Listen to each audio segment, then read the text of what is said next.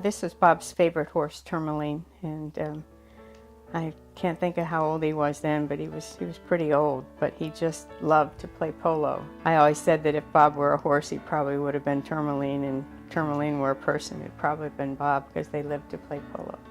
He was in the Illinois National Guard all through college, and this was the uniform that they wore when they were riding down Michigan Avenue.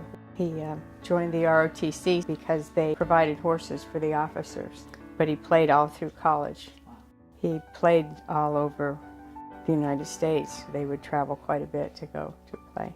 He saved his money after he got out of college. He had had a job as an electrical engineer where his father had worked, and he told me that he had saved his money, and his mother was very proud of him that he had saved his money, but then he bought a horse, and she was not overly pleased. Anyway, yes, he's always had a great love for horses. He came to North Carolina to start Camp McCall with his 11th Airborne Group, and while they were here, they played polo. And then even actually during the war for R&R, when they took over the surrender of Japan, they reconnoitered and found some horses, so they rode then. When I enlisted, and you listen to other veterans talk about their stories from like when they went downrange and they did the stuff they had to do for their country, it inspires you. But it was an honor. It was just to be around, you know, such a fine leader with as much knowledge and experience. And everything he did, like when I went to AIT and I learned all my school and I saw like the beginnings of artillery and all my field craft. And it's so standards and things that you know, people of his era, that era that laid the foundation for us to follow through, you know, and carry on throughout our careers. It was really cool to like think back like while my grandfather was there doing all this stuff, you know, and especially kind of being like on top of it. And like, he taught at all these schools. He was there when all this stuff was like starting to come to be, and the Army was literally changing and just advancing farther and farther. And it's awesome to know that he was there for that. To miss Shirley, you know, I know he'll be sorely missed. I know I'll miss him. I'll miss the opportunities that we had and the chances that we talked.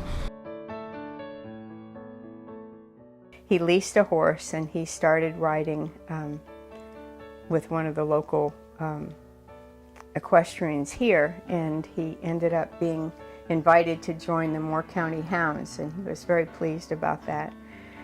And that was about the time that I met him, and he rode with the Hounds for several years. He met up with a real estate agent who was from New York, and the two of them decided that they really ought to have polo here.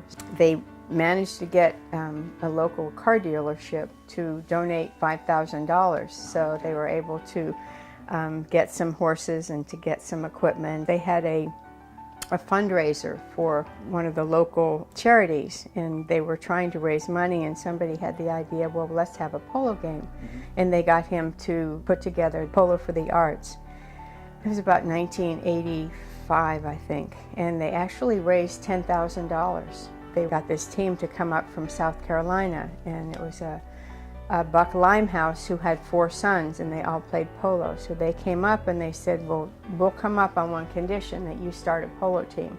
He was playing on his field at the harness track in Highway 5, and he stood up in the stirrups to make a hit, and the horse came to a complete stop. So he literally went over the horse's head and landed on his back. But he said, with a twinkle in his eye, I got back up on the horse and I finished the match. So, to me, that's the measure of the man. Is if he started something, he was going to finish it. He played until he was about 84. And every week he mowed the field, he hauled the equipment. I think there's going to be future generations of kids growing up riding on his field and benefiting from his legacy.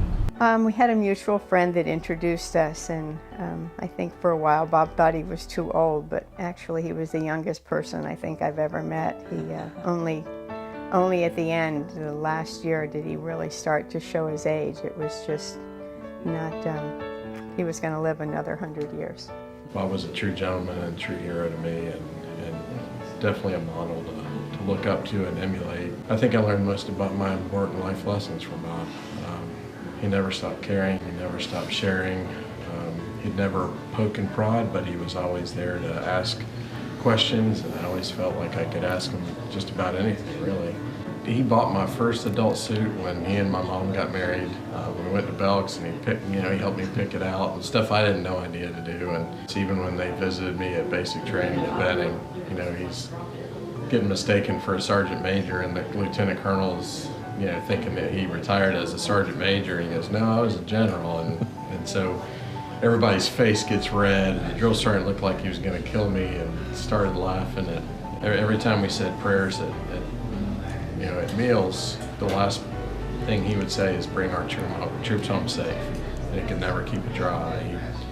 He cared about everybody. Everybody that ever wore a uniform or supported the military was a hero to him.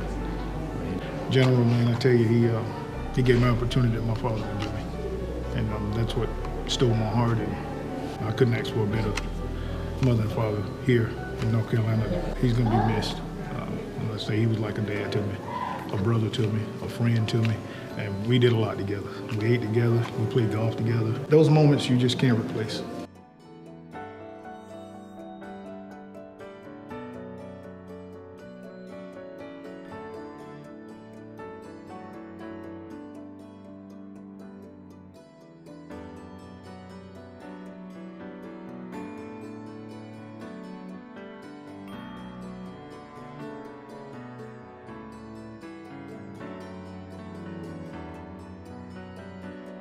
Present!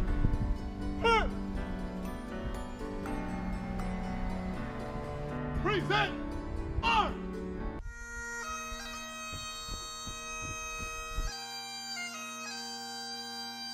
Order! Arm! Aim! Fire! Ready! Aim! Fire!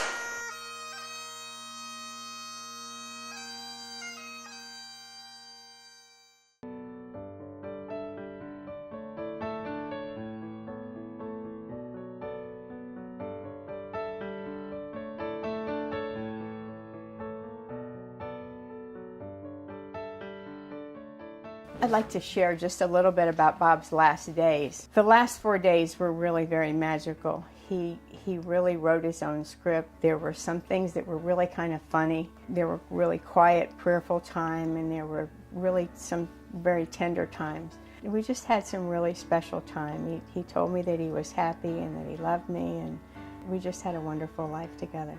He was a wonderful man, a good man.